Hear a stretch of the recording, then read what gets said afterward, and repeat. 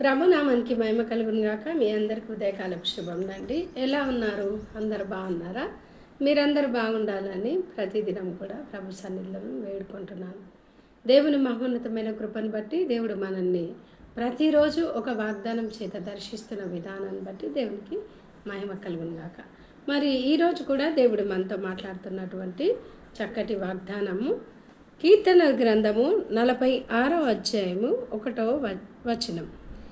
దేవుడు మనకు ఆశ్రయమును దుర్గమునై ఉన్నాడు, ఆపత్కాలములలో ఆయన నమ్ముకోదగిన సహాయకుడు. ఈ కీర్తనని రచించింది కోరాహు కుమారులండి. ఈ కోరాహు కుమారులు వాళ్ళు అనుభవించిన అనుభవాలలో నుండి రాసినటువంటి కీర్తన ఇది. 1వ చరణం ఏమంటున్నారంటే, దేవుడు ఆశ్రయమును దుర్గమునై ఉన్నాడు. నిజంగా ఒక గూడు లేని అటువంటి వ్యక్తులకి, లేకపోతే ఒక నివాసం లేని వ్యక్తులకి ఒక గూడు, షెల్టర్ అది అవసరం. దాన్ని ఆశ్రయము అంటారు. ఈయన ఆశ్రయ దుర్గమై ఉన్నాడు. దుర్గము అని అంటే శత్రువు మన మీదికి రాకుండానట్టుగా ఆశ్రయము ఒక పెద్ద కోట లాంటిదన్నమాట దుర్గం అంటే. అలాంటి దేవుడు ఏమంట ఆశ్రయ దుర్గమై ఉన్నాడు అని దేవుని వాక్యం సెలవిస్తుంది. ఆశ్రయమును మరియు దుర్గమును.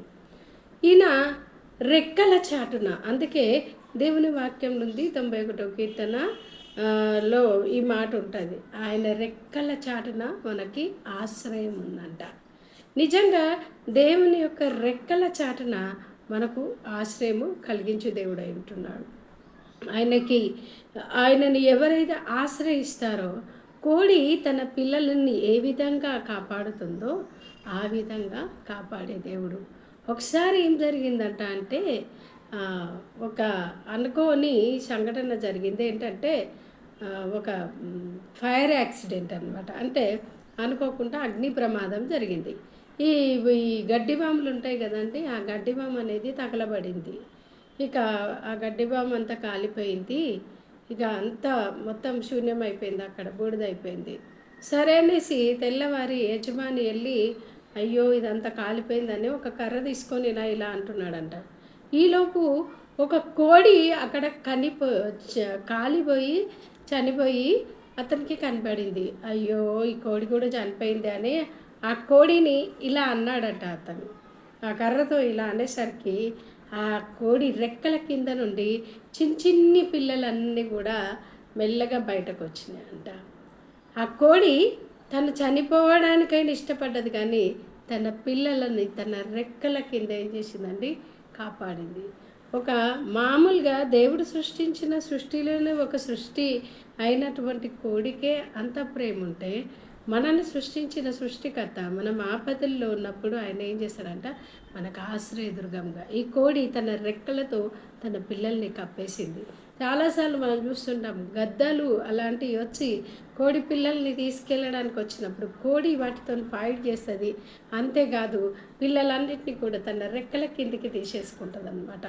అదే రకంగా దేవుడు కూడా తన రెక్కల నీడలో మనల్ని దాచు దేవుడై ఉంటున్నాడండి. ఆపత్కాలంలో ఎవరు నమ్మదగిన సహాయకులుగా ఉండకపోవచ్చు. చాలాసార్లు మనం మనుషుల మీద ఆనుకుంటాం. చాలా వరకు ఫ్రెండ్స్ మీద, బంధువుల మీద, రకరకాలైనటువంటి వ్యక్తుల మీద మనం ఆధారపడతాము. వాళ్ళు మనకు ఆశ్రయం ఇస్తారేమో, వాళ్ళు మనకు షెల్టర్ ఇస్తారేమో అని మనం ఆశపడతాం. కానీ వాళ్ళు ఎంతగా సహాయం చేస్తారన్నది పక్కన పెడితే చాలాసార్లు మోసం జరిగే ప్రమాదము ఉంది. కానీ దేవుడు మట్టుకి మనకు ఆశ్రయదుర్గమై ఉంటున్నాడు, మనల్ని కాపాడే దేవుడు. ఆయన అంటాడు, గద్ద తన రెక్కల మీద తన పిల్లలను మోసినట్టుగా నేను నిన్ను మోసాను అంటాడు.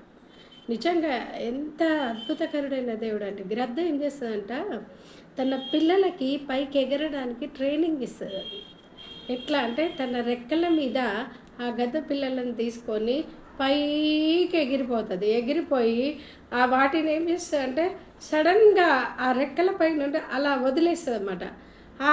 ఆ పిల్ల ఎప్పుడైతే కింద పడిపోతుంది అని అనుకుంటుందో ఇమ్మీడియట్లీ వచ్చి మళ్ళీ తన రెక్కల పైన దాన్ని ఎక్కించుకుంటుంది. ఒక సృష్టికే అంత ఇది ఉన్నప్పుడు కోడి కానీ గద్ద కానీ ఏదైనా అండి తన పిల్లల కోసము ఎంతగానో ప్రయాసపడతాం. మానవులమైన మనం కూడా మన పిల్లల కోసం ఎంతో ప్రయాసపడతాం. మరి ఆపద కాలంలో మనము మనుషులను ఆశ్రయిస్తే మనకి ఆ ఆపద నుండి విడుదల జరుగుతుందో లేదో కానీ దేవుడు మట్టుకి మనల్ని విడుదలనిచ్చే దేవుడు, ఆశ్రయం ఇచ్చే దేవుడు, ఆపత్కాలంలో నమ్ముకోదగిన సహాయకుడు. ఇంకా వీళ్ళు రెండో చరణంలో కూడా చక్కని మాట మాట్లాడుతున్నారండి ఇక్కడ. కావున భూమి మార్పు నొందినను, నడి సముద్రములలో పర్వతములు మునిగినను, వాటి జలములు ఘోషించుచు నురుగు కట్టినను, ఆ పొంగులకు పర్వతములు కదిలినను, మేము భయపడము.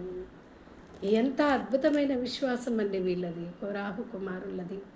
ఏది ఏమైనా సరే మా దేవుడు మాకు ఆశ్రయంలో దుర్గంనై ఉన్నాడు. ఆపత్కాలంలో ఆయనే మమ్మల్ని నమ్ముకోదగిన సహాయకుడు. మేము ఆయనను నమ్ముకున్నాం, దేవుణ్ణి మేము నమ్ముకున్నాం.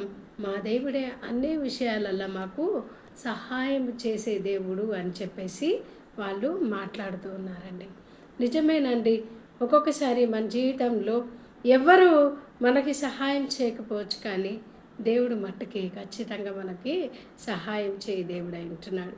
మరి ఈ సందర్భంలో ఒక సంఘటన మీతో పంచుకోవాలని నాకు అనిపిస్తుంది. అయితే మాకు నియర్లోనే ఒక జంట ఉంటారు, అంటే ఒక సేవకులే వాళ్ళు కూడా. అయితే వాళ్ళకి ఒక 70,000 రూపాయలు వాళ్ళకి చాలా అవసరమై ఉన్నాయన్నమాట. 70,000 కావాలి. వాళ్ళు పల్లెటూరు పరిచర్య, ఇక్కడ మాకు దగ్గరలోనే కొండపాక అనే గ్రామం ఉంటుంది, ఆ గ్రామంలో వాళ్ళు పరిచర్య చేస్తూ ఉన్నారు. అయితే ఇంకా వాళ్ళు ఏం చేసిందంటే 70,000 కావాలి, ఎక్కడ అడిగినా అప్పు కూడా పుట్టట్లేదు, ఏం చేయాలి దేవుడా అని చెప్పేసి వీళ్ళు ఏం చేసిండ్రు, వీళ్ళని అడిగి వేసారిపోయారు.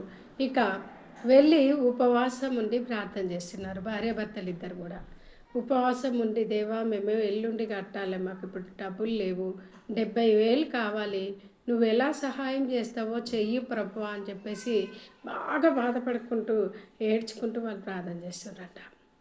ఇక వాళ్ళు ప్రార్థన చేస్తూ ఉన్నారు. అలా దాదాపుగా 2 days అయిపోయింది. 2 daysగా వాళ్ళు ఏమీ తీసుకోలేదు ఆహారము, అలా చేస్తూ ఉన్నారు.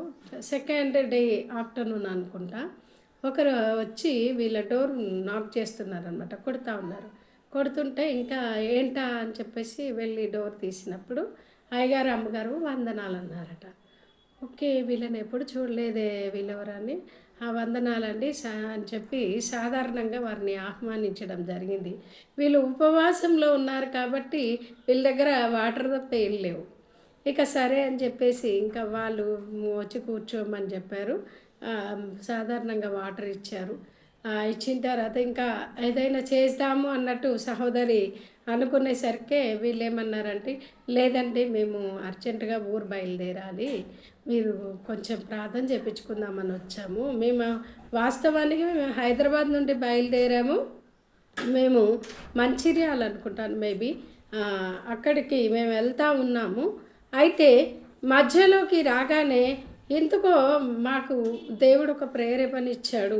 ఏమనంటే, ఈ గ్రామంలో ఉన్న సేవకుని దగ్గరికి వెళ్ళు అని చెప్పారు, అందుకే మేము వచ్చాము భాష గారు అన్నారట. అని అంటే సరే అండి అని చెప్పేసి కూర్చోబెట్టి ప్రార్థన చేశారంట. ప్రార్థన చేయించుకొని వెళ్దాం అనుకున్నాము, ప్రార్థన చేయండి అన్నారట. సరే అని చెప్పేసి వీళ్ళు ప్రార్థన చేయడం జరిగింది. ప్రార్థన చేసిన తర్వాత వాళ్ళు ఒక చిన్న కవర్ తీసి వీళ్ళకి కానుకగా ఇచ్చారండి. ఇస్తే ఇంకా వీళ్ళు వద్దండి అంటే, లేదు మాకు ఇవ్వాలన్న ప్రేరేపణ వచ్చే మేము ఇచ్చి వెళ్తున్నాం పాస్టర్ గారు అని అంటే, సరే అని చెప్పేసి వాళ్ళ ముఖం వీళ్ళకి తెలియదు, వీళ్ళ ముఖం వాళ్ళకి తెలియదండి. ఆశ్చర్యకరుడైనటువంటి దేవుడు మన దేవుడు. ఇక సరే అని ఆ కవర్ తీసుకున్నారు, వాళ్ళు బయలుదేరి వెళ్ళిపోయారు. అయిపోయింది. ఇక అది అయిపోయిన తర్వాత దేవుణ్ణి స్తుతించి వీళ్ళు ఆ కానుకని చూశారంట. తీసి చూస్తే మీరు నమ్ముతారో లేదో కానీ అక్షరాల 70,000 ఉన్నాయంట అండి. నిజంగా మన దేవుడు ఎంత ఆశ్చర్యకరుడండి. ఆయన ఎంత అడిగితే అంత ఇచ్చే దేవుడు. ఆయనకు అసాధ్యమైంది ఏదీ లేదు. నీ విశ్వాసమును బట్టి దేవుడు నీకు సహాయం చేస్తాడు. ఇక్కడ వీళ్ళు ఉపవాసం ఉన్నారు. దేవా నాకు సహాయం చేయండి, మాకు సహాయం చేయండి. నువ్వు సహాయం చేసే దేవుడు, నమ్మదగిన సహాయకుడు అంటున్నాడు అక్కడ. ఆయన ఆపత్కాలంలో ఆశ్రయమును దుర్గమునై ఉన్నాడు, నమ్మదగిన సహాయకుడు. వాళ్ళు ఎంతోమందిని ఆశ్రయించి ఉన్నారు, కానీ వాళ్ళు ఎవరికి వీళ్ళకి హెల్ప్ చేయలేదు. కానీ దేవుని దగ్గరకు వచ్చి మోకరించి ప్రార్థన చేశారండి. దేవుడు అద్భుత రీతిగా, వాళ్ళెవరు అసలు, వాళ్ళు మామూలుగా ప్రయాణికులు, వాళ్ళు ప్రయాణం చేస్తున్న వాళ్ళకితో దేవుడు మాట్లాడి, మీరు ఈ గ్రామంలోనికి వెళ్ళండి, ఆ సేవకుని కలవండి, ఆ సేవనికి వాళ్ళు యాక్చువల్గా ఏంటంటే అక్కడ ఎవరో పాష్ గారికి ఇస్తాము అని వెళ్తున్నారంట అసలు. అది మరి వాళ్ళు ఎందుకు వెళ్తున్నారు, మరి మొక్కుకున్నారా ఏంటన్నా నాకు తెలియదు. కానీ మొత్తానికి అట్లా వెళ్ళే వీళ్ళు ఇక్కడికి వచ్చినప్పుడు దేవుడు ఏం చెప్పిండు, మీరు లోపలికి వెళ్ళండి. నిజానికి కొండపాక అనే గ్రామము రోడ్ పైన లేదండి, అది కొంచెం లోనికి కూడా వెళ్ళాలి. లోనికి వెళ్ళి అక్కడ వెళ్ళి పాస్టర్ గారిని కనుక్కొని ఆ పాస్టర్ గారికి ఇచ్చి వాళ్ళు దేవుడిని మహిమపరచడం జరిగింది. ఇదిగో ప్రియమైన దేవుని బిడ్డ, ఈరోజు నువ్వు అలాంటి ఆపదలు ఉన్నావేమో, నీకు ఎవరు హెల్ప్ చేయట్లేదేమో, ఏ విధమైన సహాయం నాకు ఎక్కడి నుండి కలుగుతుంది, అమ్మో నాకున్న సమస్య చాలా పెద్దది కదా, ఈ సమస్యలలో నాకు విడుదల ఎట్లా అని చెప్పేసి నువ్వు చాలా బాధపడుతుండొచ్చు. నిజంగా దేవుడు ఎంత గొప్ప దేవుడు అంటే, ఆయనను ఆశ్రయించిన బిడ్డలను ఎప్పుడు కూడా విడిచిపెట్టాడు. ఆయన నమ్ముకోదగిన సహాయకుడు అంటాడు. అవును, మనం నమ్మితే దేవుని మహిమ చూస్తామంటే దేవుడు నమ్మదగిన సహాయకుడు. మరి దేవుడు మీ జీవితంలో కూడా ఇలాంటి అద్భుతములను చేసి మీ అందరినీ కూడా ఆశీర్వదించి దీవించును గాక. చిన్న ప్రార్థన చేసుకుందామండి. మహాపరిశుద్ధుడా, మహోన్నతుడా, జీవంగల దేవా, దయగలిగిన మా రక్షకుడా యేసయ్యా నీకు స్తోత్రం. మీరు ప్రేమించి ఇచ్చిన ఈ సమయమును బట్టి నీకు స్తోత్రం. అవును ప్రభువా, దేవుడు ఆశ్రయమును దుర్గమునై ఉన్నాడు. ఆపత్కాలంలో ఆయన నమ్ముకోదగిన సహాయకుడు అంటున్నావు. నువ్వు నమ్మదగిన సహాయకుడవు. మరి ప్రభువా, కోడి తన రెక్కల క్రింద తన పిల్లలను కప్పినట్టుగాను, పక్షిరాజు తన రెక్కలపైన తన బిడ్డలను ఎక్కించుకున్నట్టుగాను నువ్వు కూడా మమ్మల్ని ఎక్కించుకునే దేవుడవు, నువ్వు కూడా మమ్మల్ని కప్పే దేవుడవు. నాయనా నీకు స్తోత్రం. మాకు ఏ ఆపద రాకుండా మమ్మల్ని కాపాడు దైవమా, నీకు స్తోత్రంలో నాయనా. అయ్యా, మేము అవసరతల్లో అక్కర్లో ఉన్నప్పుడు మనుషులు మాకు సహాయం చెయ్యకపోవచ్చు, కానీ నువ్వు మట్టుకి సహాయం చేసే దేవుడవు. ఒక సేవకుని జీవితంలో మీరు చేసిన ఈ అద్భుతమును బట్టి నీకు స్తోత్రములు నాయన.